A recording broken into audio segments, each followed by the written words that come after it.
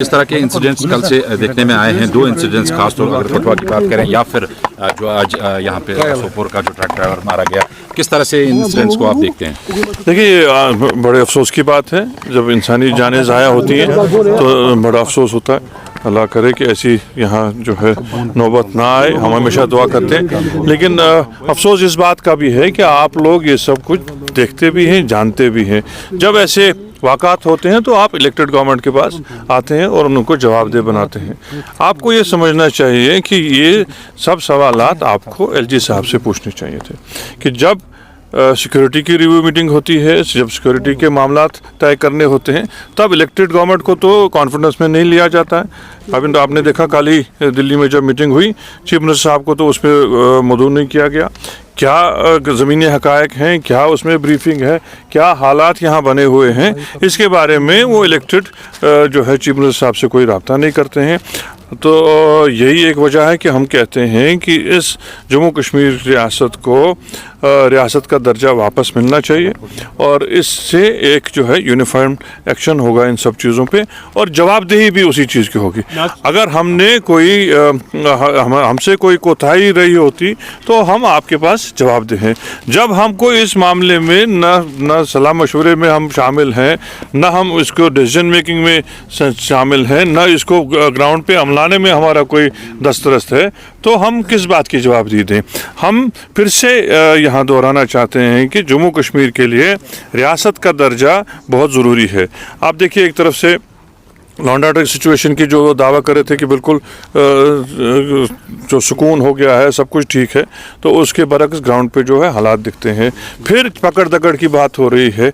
एलिनेट करके लोगों से जो है मामला हल नहीं होगा और इलेक्टेड गवर्नमेंट लोगों को एलिनेट नहीं करती है, लोगों को जोड़ने की कोशिश करती है। हम हमेशा हमारी कोशिश रही है, जब चीफ मिनिस्टर साहब पहले भी सरकार में थे तो कोशिश की गई कि लोगों को जोड़ा जाए, लोगों के जो है जो मरहम जो होना चाहिए हमारी तरफ से वो मिलना चाहिए और जो कोई भी इस किस्म के वाक़ात में मुलव्वस हो उसकी जवाबदेही होनी चाहिए। आज भी जो ये वाक़ात हुए हैं इसके बारे में गवर्नमेंट ने एक मजिस्ट्रियल इंक्वायरी करने का जो है फैसला किया है। हमारे दायरे इख्तियार में जो है हम इसकी पूरी तह तक जाएंगे और जो कसूरवार हैं उनको हम जो इल्ज़ाम लगाया है कि नेशनल कॉन्फ्रेंस ऐसे मामलों में खामोश रहती है, चुप रहती है, क्या कहना चाहेंगे? इतने कैमरा आप मेरे सामने, मैं सबके सामने बोल रहा हूँ। अगर खामोश रहा होता तो मैं शायद आपको मिलता ही नहीं। वो क्या कहते हैं मैं उसका जवाब दे नहीं हूँ, लेकिन मैंने अपनी पोजीशन और हमारी सरकार की पोजीशन आपके सामने रखी है कि ये बहुत अफसोसनाक वाक़ा है और ये सब मामला जो है बड़ी तशवीश के मामलात हैं। जम्मू कश्मीर के साथ इस तरह खेला नहीं जाएगा और खेलना नहीं चाहिए। यहाँ रियासत का दर्जा हम कोई ज़ाती मकसद के लिए नहीं मांगते, लेकिन इन्हीं हालात की वजह से मांगते हैं कि यहाँ जो है डिसीजन मेकिंग एक जगह पे हो। चीफ मिनिस्टर साहब जो बाख्तियार हैं और चीफ मिनिस्टर हमारे इलेक्टेड हैं, ये कोई सिलेक्टेड नहीं है कि बाहर से आए हुए हैं और इनको यहाँ कुर्सी पे बिठाया गया। इनको यहाँ के लोगों ने मैंडेट दिया है और जवाबदेही भी हमारे पास लोगों की है।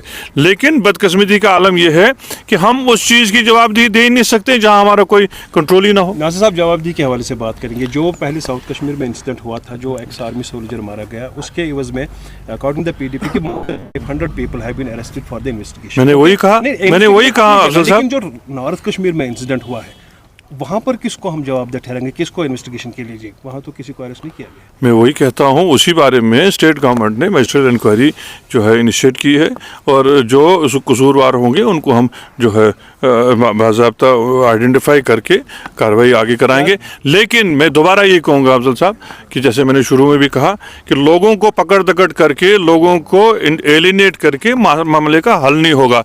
ये किसी तरह से ऐसा भी नहीं लगना चाहिए कि हम लोग कवर अप करके खाम खा लोगों को जो है मुश्किलात में डाल रहे हैं। क्या रेस्टोरेशन ऑफ स्टेटहुड इस बात की गारंटी होगी कि ऐसे इंसिडेंट्स नहीं होंगे? देखिए, सबसे बड़ी बात है कि जवाबदेही तो होगी। आप जो कहते हैं, आप पहले क्या सारे में जा रहे हैं कि क्या होगा क्या नहीं होगा। पहले भी जब रियासत थी तो एक ही जगह पे तो जवाबदेही थी।